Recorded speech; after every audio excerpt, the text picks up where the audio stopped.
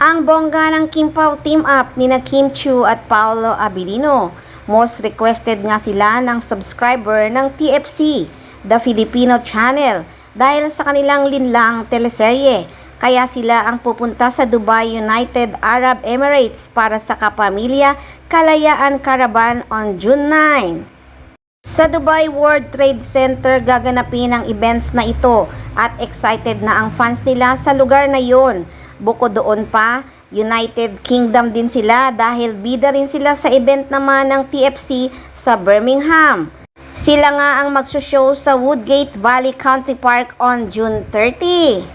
Siyempre, ang fans ni na Kim at Paolo ay kilig-kilig na naman dahil ilang araw ring magkakasama sa abroad ang dalawa. Ang Kim Pao fans nga ay nagtatanong kung saan-saan mamamasyal sina Kim Chiu at Paolo sa Dubai. Susundan nga raw ng fans nila sa Dubai ang dalawa. Siyempre, wala rin daw kawala sina Kim at Paolo sa fans nila sa UK. Pero ang request nga ng mga fans nila, sana raw ay aminin na ni na Kim Chiu at Paolo Abilino ang tungkol sa chikang may relasyon nga sila para maging sobrang sweet na ang dalawa sa Dubai at UK.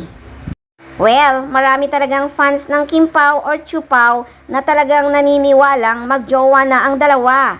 Kaya ang hiling nila ay umamin na kayo.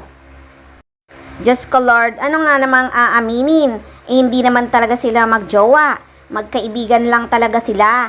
Hindi pa ba makontento ang mga fans ng Kim Pao na love team lang talaga sila dahil meron talagang jowa si Paolo Abilino at yun ay si Janine Gutierrez. Dapat wag na nilang ipilit na magjowa ang dalawa dahil pagdating ng oras na tapos na ang teleserye nila ay si Kim Chiu naman ang magiging kawawa.